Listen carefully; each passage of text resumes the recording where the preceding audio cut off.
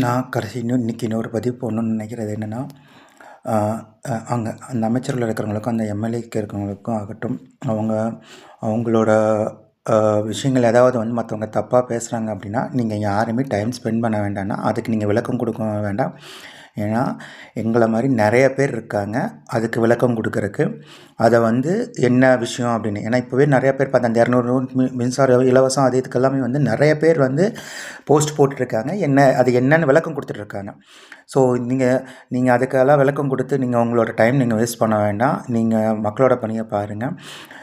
இத்தனை நாள் வந்து கோடிக்கணக்கில் செலவு பண்ணி எல்லா நியூஸ் சேனல்லையும் வாங்கி அவங்க வந்து ஆளுகளை வச்சு பண்ண வேலையை நம்ம அண்ணனுக்காக நம்ம யாரும் அது தேவையே இல்லை. அந்த ஒரு விஷயம் தேவையே இல்லை எங்களுக்கு. நாங்கள் ஒவ்வொருத்தருமே செய்தியாளர்கள் தான். நாங்கள் ஒவ்வொருத்தருமே வந்து களத்தில் நின்று அதில் என்ன நடந்திருக்கு, என்ன விஷயம் ஆயிருக்கு அப்படிங்கிறத எல்லாத்துக்கும் டீட்டெயிலாக சொல்லுவோம். சரிங்களா? அதனால் நீங்கள் அதுக்கெல்லாம் நீங்கள் தயவுசெய்து அவங்களுக்கு விளக்கம் கொடுத்துட்டு நீங்கள் அந்த இதில் நீங்கள் முக்கியமான விஷயங்களுக்கு நீங்கள் அதை பேசுங்க. உங்களுக்கு வரக்கூடிய வரக்கூடிய அவதூறுகள் இது இதுக்காக நாங்கள் பண்ணோம், இதுக்காக நாங்கள் செஞ்சோம் அப்படிங்கிறதுக்கு நீங்கள் விளக்கம் கொடுத்து உங்களோட நேரத்தை நீங்கள் வேஸ்ட் பண்ண வேண்டாம். நாங்களும் வேலையில் இருக்கோம். எங்களோட வேலை நேரம் போக எங்களுக்கு அதில் என்ன நேரத்தில் என்ன பண்ணணும்னு எங்கள் எல்லாத்துக்குமே தெரியும். நாங்கள் எல்லாருமே அவங்கவுங்க வேலையும் பார்த்துட்டு, அவங்கவுங்க குடும்பத்தையும் பார்த்துட்டு, இந்த மாதிரி விஷயங்களுக்கான விளக்கமும் நாங்கள் கொடுப்போம். ஸோ எங்கள் அண்ணனுக்கு வந்து எந்த செய்தி சேனலும் வந்து அதுக்கு தன்னிலை விளக்கம் கொடுக்கணும்னு அவசியம் இல்லை. நீங்கள் இத்தனை நாள் அவரை வச்சு நல்லா சம்பாதிச்சிங்க, இன்னும் நல்லா சம்பாதிப்பீங்க. அவரை பற்றி பேசினவங்க எல்லாருமே வந்து அந்த லிஸ்ட்டே இருக்குது.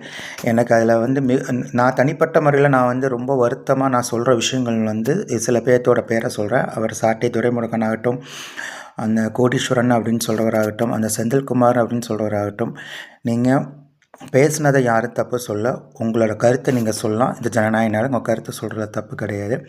பட் கருத்தையும் மீறி ஒரு தனிப்பட்ட வன்மத்தையும் ஒரு தனிப்பட்ட காழ்ப்புணர்ச்சியும் காட்டினது தான் இந்த இடத்துல வந்து தப்புன்னு சொல்கிறோம்.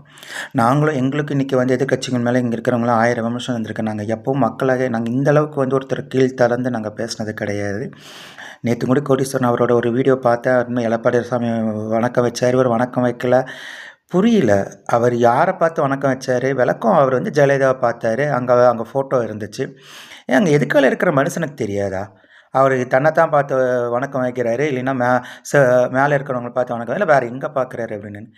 இவர் என்னமோ அங்கே போய் உட்காந்து வீடியோ எடுத்து பேசுகிற மாதிரி பேசிட்டு இருக்காங்க. இந்த மாதிரி பேசுகிறத நிறுத்துங்க தயவுசெய்து. நீங்களும் கல அரசியலுக்கு வாங்க, ஆரோக்கியமான விஷயத்தை எடுத்து வைங்க. எங்களை மாதிரி இருக்கிறவங்களும் அவரும் அரசியலில் இருக்கிறவங்களும் அரசு அதிகாரிகளும் அதுக்கான விளக்கத்தை கொடுப்பாங்க. சரிங்களா? காழ்ப்புணர்ச்சியை விடுங்க.